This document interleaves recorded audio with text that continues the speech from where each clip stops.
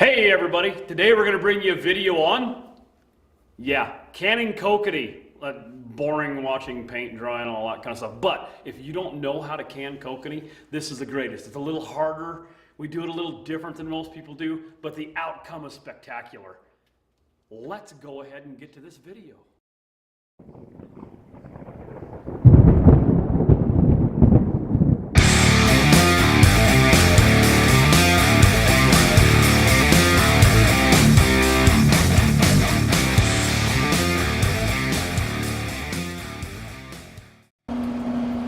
Okay, this is our Camp Chef Smoke Pro. If you don't own a pellet grill like this, you really have to get one. We've put our kokanee in here. We're putting some smoke flavor to them. This takes a little bit more time. So we're gonna have an hour into getting these up to where we can peel the skin off. It'll have a nice mild smoke flavor from when we can them. And that's gonna add to the whole delicious flavor of these fish when they're done. Okay, the other way you can do this is to take and put your fish in the oven. We put ours in at 300 degrees. They'll stay in there about 10 or 15 minutes, just enough to get the skin to where it peels off the meat fairly easy. You don't want to cook the meat. We do this because fish that are canned that have the skin on them are very unpleasing to the eye when you look at them. And the jar, they just don't look appetizing. And so we clean all the skin off of them. It makes a beautiful jar of kokanee. And the thing is too, is that all your fat, all of your bitter flavors and your unflavorful things are in the skin of the fish. And so we want to take that off. It's going to help the flavor of your fish all the way around. Okay, these fish are ready to go. They kind of have a dry, leathery feel to the skin, but if you peel some of the skin back off of them, then the meat's nice and moist yet. You don't want to dry that meat out and cook it. That's exactly what we're looking for right there. Okay, we've taken them out of the oven. Now we set them on a cookie sheet so that they'll kind of cool a little bit.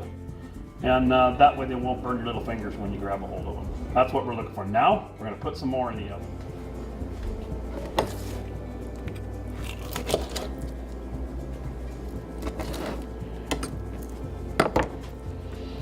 Okay, this one's just about perfect.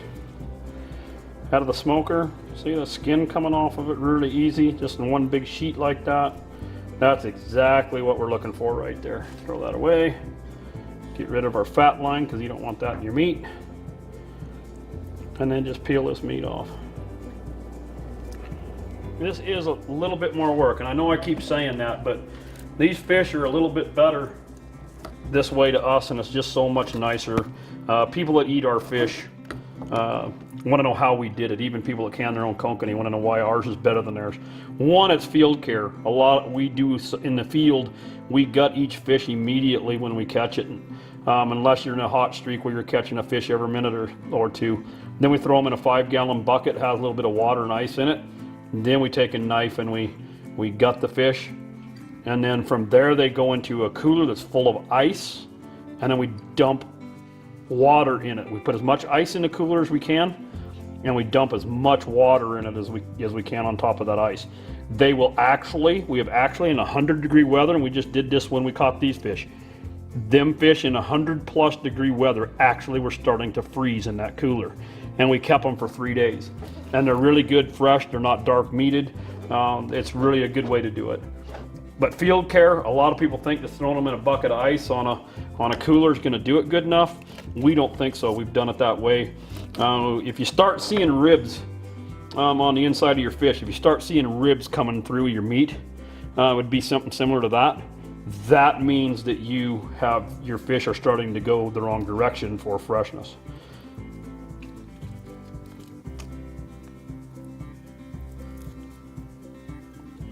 Another good one here. I kind of pulled some meat off him there.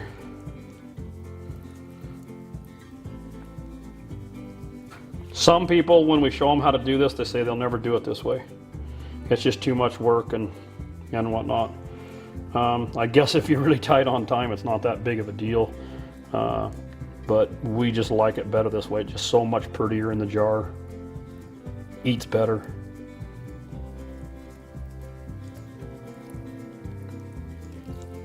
There we go. Get our little tidbits out. Kind of messed that one up a little bit, but that's all right. You'll learn to do this. You'll learn to get your technique down for your cooking to your fish, and the way it peels best for you. Just make it easy on yourself. Don't create yourself a lot of headache. Just make it easy on yourself. Okay, this is some kokanee that's been cooked, and the meat on the right is slightly underdone for this method. Like I say, we're not really trying to cook the meat. We're just trying to get the skin to pull off easily and firm the meat up so it's easy to can. The stuff on the left has the right color. It looks pretty good. It's pretty stable. This is a little bit mushy. It's kind of a mushy. You don't want that. It's hard to can. It's hard to deal with. A lot of times that's from a really oily, and that's what happened on this fish. This fish was really super oily, had a lot of oil content in the meat. So in that case, what we recommend you do is instead of just throwing them on a cookie sheet, because all the oil runs to the bottom of the cookie sheet. So the bottom part of the fish lays on the cookie sheet and absorbs all that oil and moisture, so it doesn't get quite done. It has too much oil left in it yet. So we recommend taking and just putting it on one of these dryer for cookies after you pull your cookies out of the oven. You put that on top of your cookie sheet, lay your fish on top of that, then your oil drips off into the bottom of your cookie pan, and you're ready to go. That's the best way to do it. You might just want to get in the habit of doing it so you don't end up with one fish that has a little bit of oily texture to it like that, and it's hard to deal with. Not a big deal, but it is harder to pull the skin off, and the meat is harder to can when it's that wet and moist. Okay, here's our finished kokanee meat. We have no skeleton, no heads, no nothing. Nice meat, it's not overcooked. This is exactly what you want for canning. They're larger chunks if you can get them. And it's just a lot better for us this way. Like I say, if your fish is too mushy to pull the skin off, then put them on a rack and cook them both sides. Let them drip into a cookie sheet below on a rack. Now we're ready to start the canning process. We don't have a lot of big kokanee in Door Shack Reservoir in Orofino. So most of them like 10 or 11 inches. So I think this is a total of like 30 some fish, 35, 40 fish. But like I say, they're not, some of them are only 6-8 inches. But that's Door Shack. It's never had great big kokanee in it, and probably never will. We've had some nice ones, but never some big ones. So this is the meat that we're using, and we're gonna move forward from here. Okay, this is our canner. This canner holds pints. We like to do our stuff in pints so we don't have so much, and it holds 16 pints or so. On the directions say it holds a little more. This is an all-American canner. They are expensive. They do a really good job. They hold pressure better. They don't leak as much, and you can run a lot more. Like I said, 16 you can run at a time in here jars, so you're not doing as much weighting on canners. It's got a good weight to it. 10, 12 pounds we're going to run on this, and it's like I say, these are kind of a finicky to get started. Yet the lid putting on, you have to do it just right, and we'll get into that in a little bit. But they are the best canner. You don't have to babysit them. Once you get the temperature set, then once they run with the weight, then you can just walk away from it and check it every once in a while. You don't have to really babysit them at all. That's how I highly recommend these. And we can deer meat and elk meat and other things also, and so that's why we get our good use out of it. And typically a year we'll can 150 to 200 kokanee. That's why we use the bigger canner. Okay, this canner comes with 2 racks. It double stacks. So we're going to take one rack out, set that aside, and now we have our rack. We're going to put about 1 inch to 1.5 inches of water in the bottom of this canner, and we're going to start getting it warmed up a little bit and ready for our jars.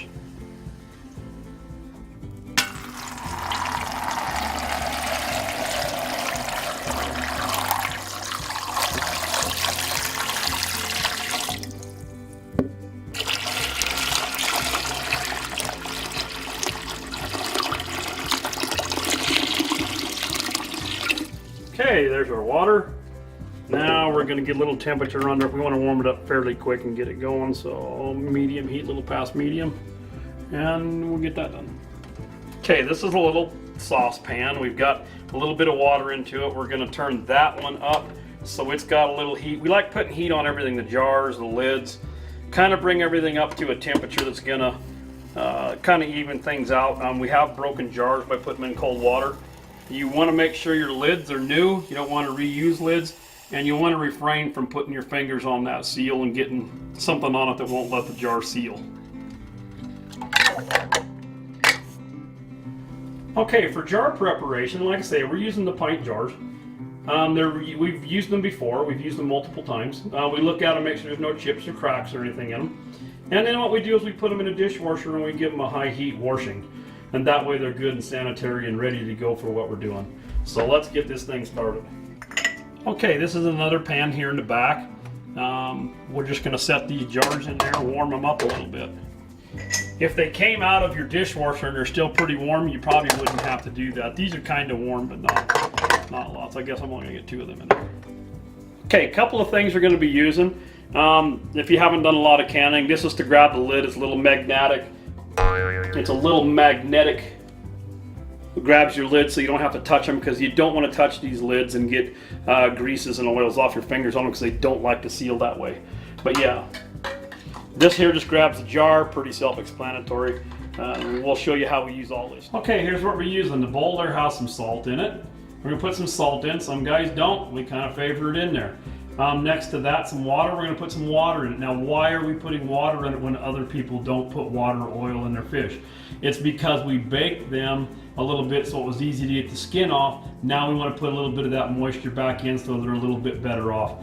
And then we have our little towel there for wiping off the rim. Okay, here we have a jar. It's been put in that warm water saucepan like we had. It shouldn't be so hot that you can't touch it. It should just be warm. We just want to warm the thing up. Now we're going to put our meat in there. Be careful of the rim of your jar. We don't want to get it any messier than we have to, because that will go against sealing it. It's not going to seal well if it's got a dirty, or it won't seal at all. And that we don't want. We want these things to last forever so you can enjoy this any time of the year. So we've never noticed any difference with packing this in. We don't really per se pack it in. We just put it in the jar. If it fits, it fits. We want to make sure it's pretty tight in there. We've never noticed any difference in the way it works or the way it doesn't work, if it's loose, or sometimes we get a jar that's like a half a jar at the end, where we only have a half a jar, and it doesn't really seem to make any difference. We're only going to fill it right to this rim. We're not going to go any further than that. We don't want to lose any headspace in there. We add a little bit of salt to ours. Some people don't say they add anything to it. We add a half a teaspoon of salt.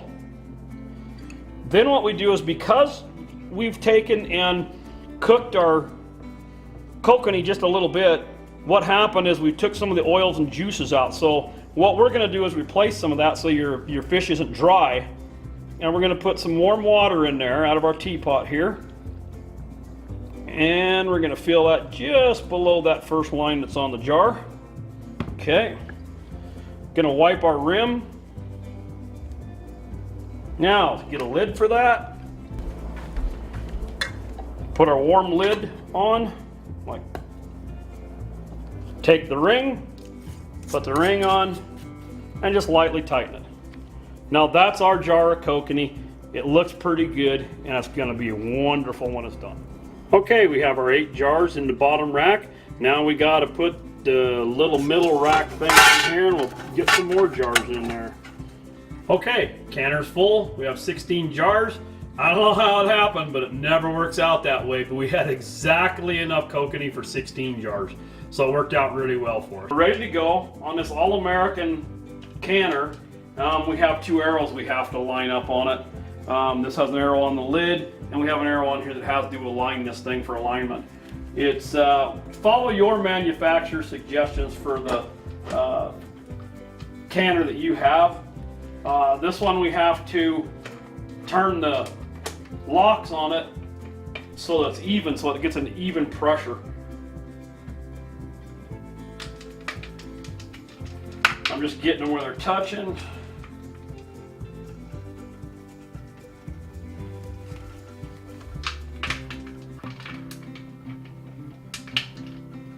Like I say, follow your manufacturer for yours, what you're doing. Now I'm going to do these just like you do lug nuts on a car.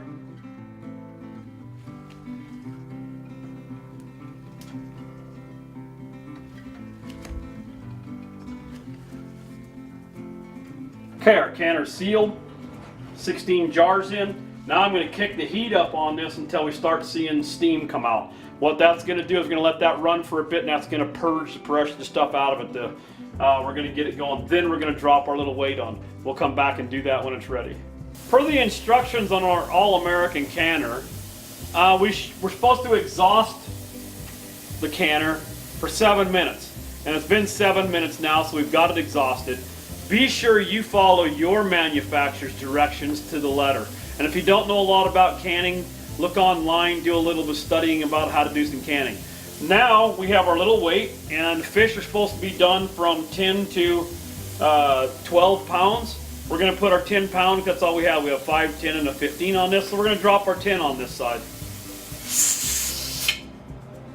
Now, we're just going to wait till that starts percolating up a little bit, then we're going to adjust our temperature so that that weight only comes up and pops very little. We don't want it to happen continually like it's percolating or like a train or something. We just want this thing to be pop every once in a while. Okay, we've set our weight on there, we've left it on high, we got it up to pressure now, and it's sitting there steady popping like that. That's not what you want. You only want that to kind of pop a little bit and come loose. Every minute you want it like 1 to 4 times, maybe a minute is all you want. So we're going to readjust our heat and then we'll film you how it's supposed to be. We've got our pressure set just about right, the temperature is good, and every once in a while that thing kind of kicks up and vents a little, exhausts a little bit of air.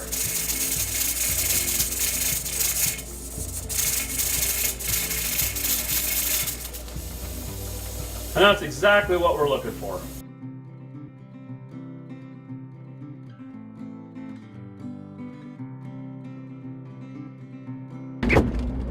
Okay, time for a beer. We got 2 hours to wait. Let's have us a beer. Yeah.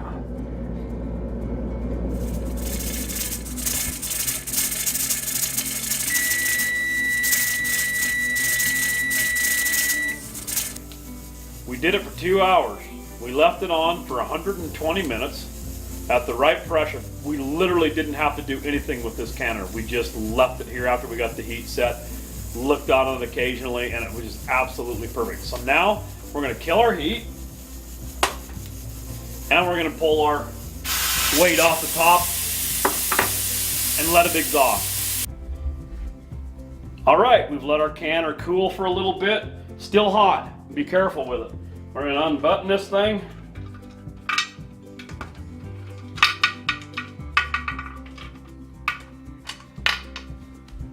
All the pressure, make sure all your pressure's gone. We left this cool for quite a while, even after it exhausted itself. So,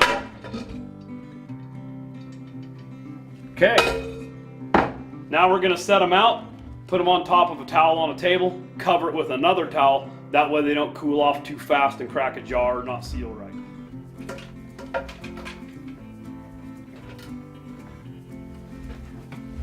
Our last jar. Now we're going to take other towels, put them on top here because we don't want them to cool off too fast.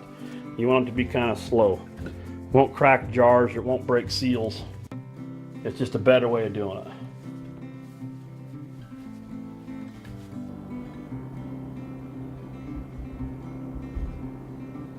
Okay, here's the finished product. Looks good, it's nice, clean, no scales floating around in there. Make sure your jars are sealed.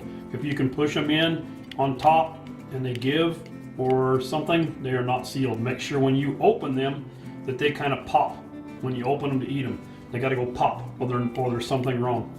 So all these sealed, we were 100% on our seal, so we're good to go.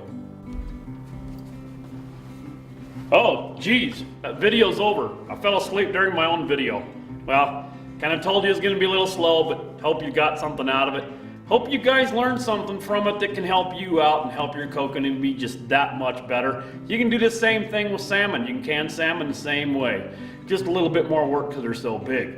Hey, don't forget that, hey, maybe next time we'll do a video on, yeah, maybe we'll do it on things you can make with that kokanee. That'd be kind of cool, kind of weird, I'm not really a recipe guy, but now whatever, kind of do things. Maybe that'd help somebody out, I don't know.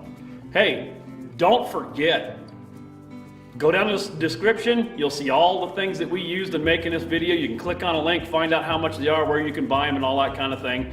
And don't forget to take somebody else out there fishing. I know you always hear about the kids fishing and don't forget a kid. That's a great thing, but the one thing that I see people overlook is that person that's older, the elderly. Don't forget about your father or your mother or your grandfather or your uncle that's old. They've been on the water their whole life, now maybe they just can't do it anymore. Take one of them out, have a good time, and enjoy the outdoors.